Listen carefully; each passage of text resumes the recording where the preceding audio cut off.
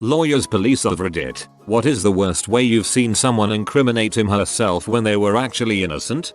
A woman came into the shop where I was working and tried to pay with a fake €10 note. The cashier noticed straight away and told her that he'd have to keep the note and that it couldn't be accepted as payment. She became really indignant and said that she had received the note in her change from our shop the day before. She insisted that since we had, allegedly, given her the note, we had to accept it as payment. Eventually the police were called. An officer arrived and we explained the situation. We were all annoyed that this woman was making such a big deal about it. The officer asked her if she had known the money was fake before she tried to pay for things with it. She said she knew. I didn't steal her jacket. I was only holding it so I can't hit her better. Maybe not robbery, but definitely assault. I did no hit her. I did not. Here's a tip. Whatever you do, don't be a sarcastic smartass. They will take it as a confession. My cousin was at his older brother's college party, and it goes so rowdy that the police came to break it up. The music is off, and they've rounded everyone up, and the cop asks, "Okay, who here has been drinking underage?" He raises his hand without hesitation. He was the only one. I know a guy that went to a party to find his friend. He was 21 and everyone there was 20 or younger. So just as he's searching for his friend, the cops rolled up. They tried to get him with like 40 counts of furnishing alcohol to minors. He fought the charges and won. The judge even made the officer responsible apologize. Haha. I'm a law student, and a professor told us today about her worst one from when she worked as a public defender. Apparently, a convicted felon was riding his motorcycle when he saw a cop issuing a traffic ticket to someone else on the side of the road. He pulled over his motorcycle, walked up to the cop, and said, "Excuse me officer, I'm a convicted felon and have H in my pocket." As his public defender, she asked him why the heck he would ever do that. His answer? Well, he was gonna catch me eventually. Maybe he wasn't referring to that specific cop when he said, "he was gonna catch me eventually." Maybe he's an intuitive addict that realized there was no getting away with a life of crime. Maybe it's Maybelline. I dunno. Officer, I don't sell drugs, I do drugs. Unless you wanna buy some drugs.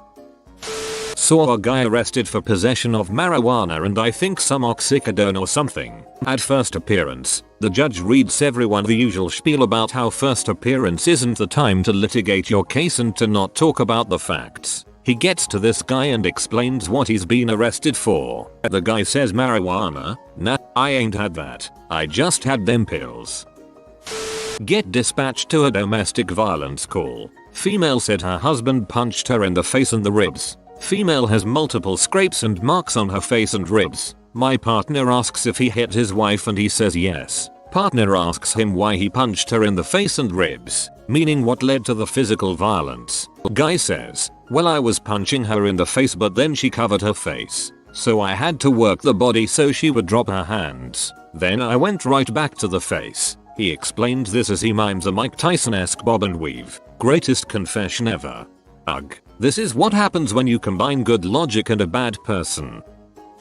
Not innocent, but stupid nonetheless. We were all drinking in a hotel room one time and got a little too loud. Almost everyone was over 21 but one of our friends was still only 20. A cop showed up to give a noise complaint and asked how old we were. Everyone said 21 or 22 except our friend who said 16, so the cop looked at him real strange and said he needed to check his ID. He looked at it for a second and said, "This says you're 20. He replies, "I know sir, I thought I would get in less trouble if I was under 17. The cop tells him, "You're real stupid boy, you know that," and told us to quiet down. My law professor had a client who was an accused drug dealer. He paid his bail in dirt-stained small bills his wife brought to the courthouse in 4 plastic shopping bags. Never did find out if they admitted to evidence.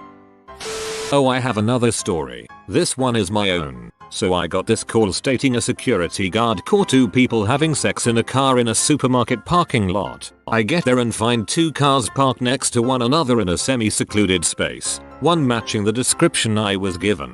I roll up behind it with my lights all on and spotlights on them. I figured it would be an easy "you're both dumb, go home" type of call. Nope.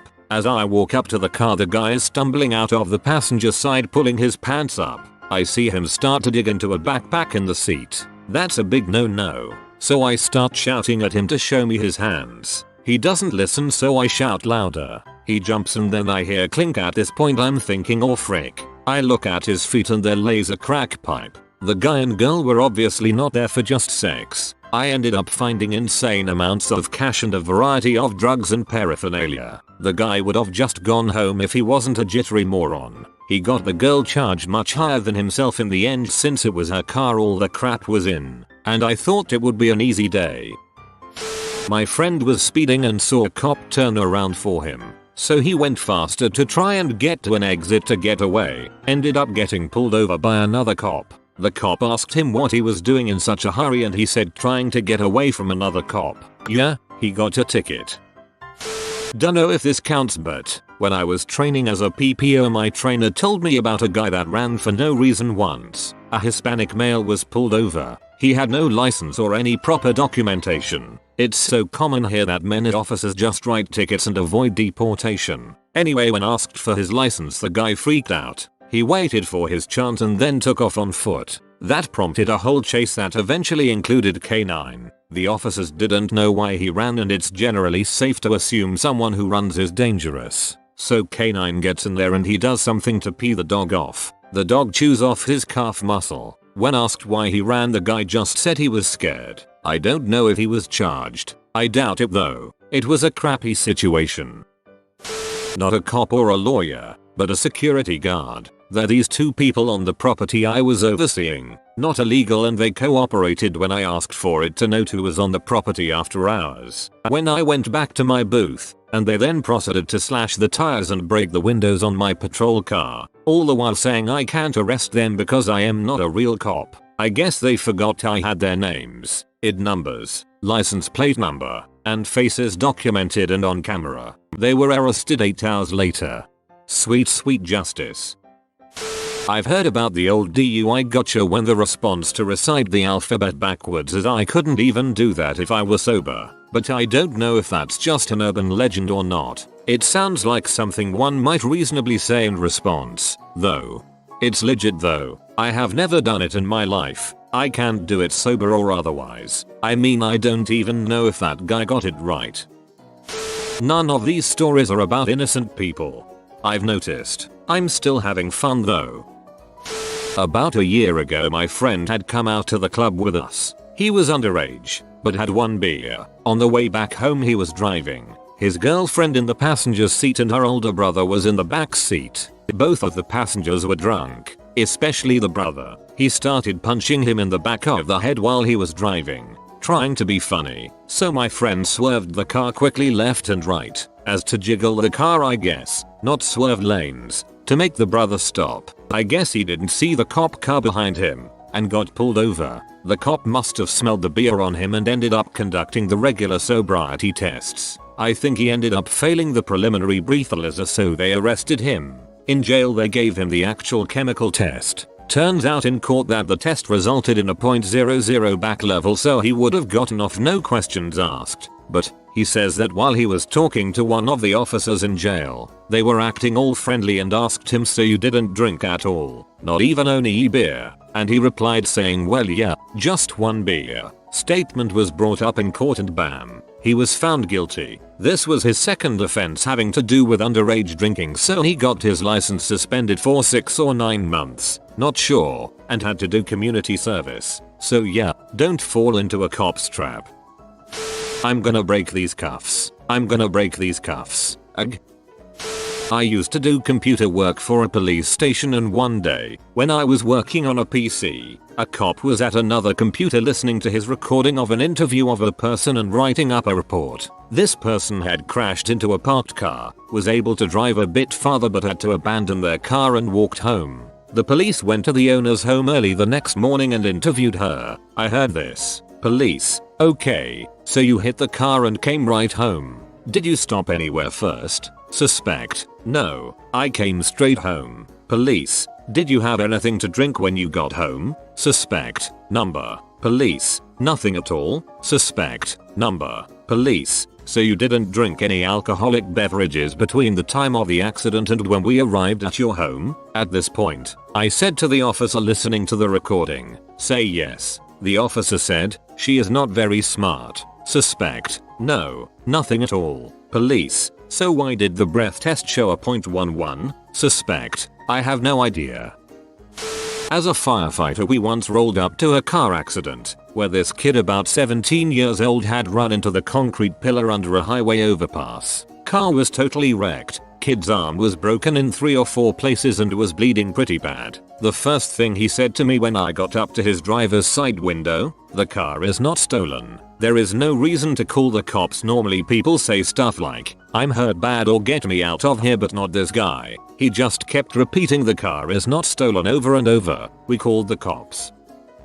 My brother didn't exactly incriminate himself, but he sure made himself unpopular. He was DJing on a party boat when they got raided, just as the police were boarding their boat, and he claims he didn't do it intentionally, having only noticed the police after the record was spinning. He played out KRS-One sound of the police and, of course, a fair number of the party goers were joining in with the whoop whoop. The police were not amused, taking it to be a deliberate attempt at humor at their expense. Record got taken off. My brother got an earful.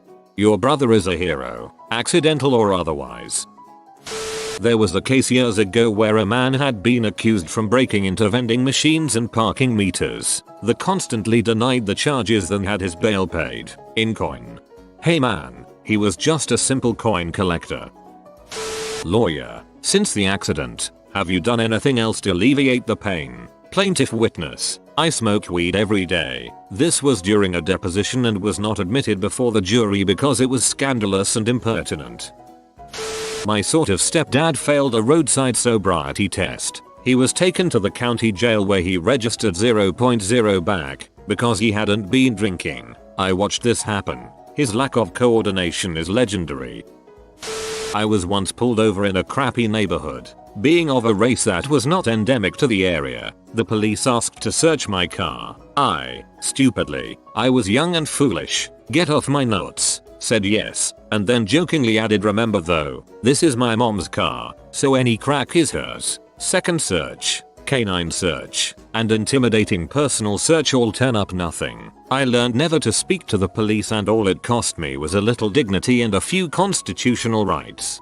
Saying you have C is probable cause for search. To be fair, the police go to comedy clubs for jokes. They don't pull you over for a laugh. Wrote a book called If I Did It.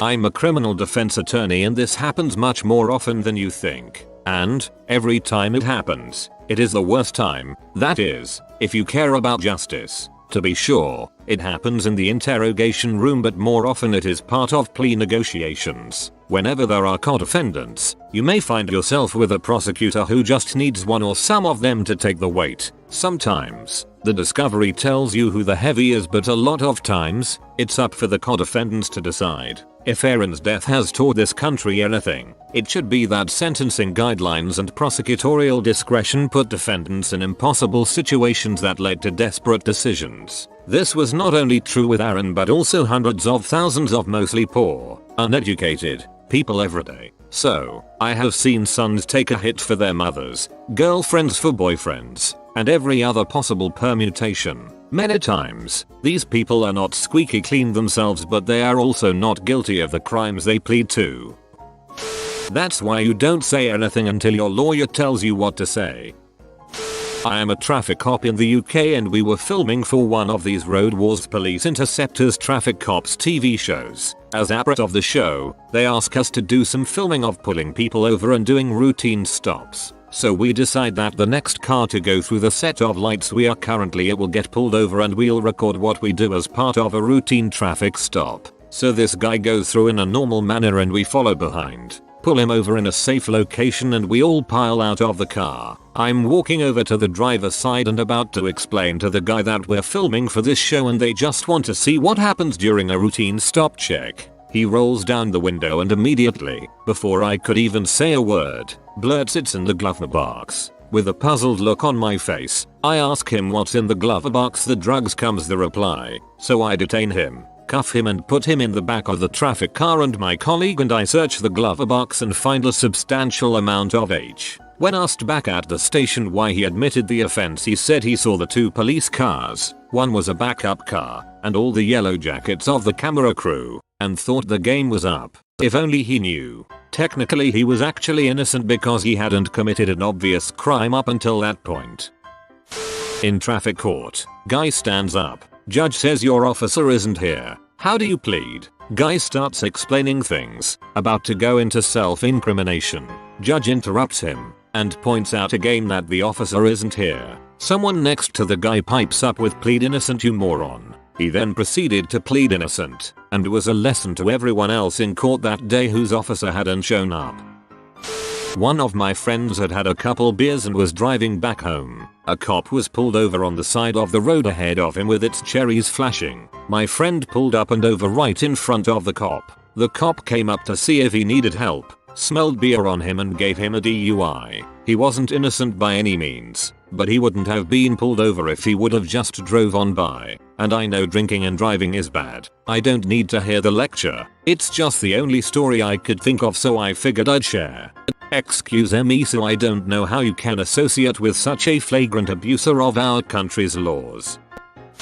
A friend of my sister's had already been ticketed twice by her college police for underage drinking. Her parents told her if she got ticketed again, they'd pull her out of school. So when the cops pulled her and her friends over one Friday night, she got the bright idea to flee. The cops caught her and cuffed her. So she ran again, this time managing to hide in the bushes and wriggle her way out of the cuffs. She stumbles home. The next day, the cops knock on her dorm room door. They ask for her by name, so she pretends to be her roommate. The cops give her a business card and tell her it's very important she contacts them ASAP. She flees her dorm room and spends the next couple days hiding in friends' dorm rooms, including my sister's, for a few hours. She gets phone calls from friends of hers. Apparently, the police are and canvassing the campus for her. They found her photo at a sorority house, so they know she lied to them. One of her sorority sisters finally convinces her to turn herself in. She gets charged with a long list of crimes, including several felony charges. Her parents decided to leave her in jail for the weekend instead of paying her bail. Once she gets out, she spent several hours combing the bushes where she'd hidden to find the handcuffs, since one of the charges was theft of police property. Why is this story relevant to this thread? Because the cop that caught her and her friends that night forgot his breathalyzer and let the entire group off with a lecture. You've been visited by the Good Sleep Kitter. Upvote within the next 3 seconds and you will be blessed with cozy and restful sleeps. Thanks for watching. If you are new to the channel, you can subscribe. I publish new videos every day. Until then, check another video, or don't. Either way, have a great day, you magnificent people.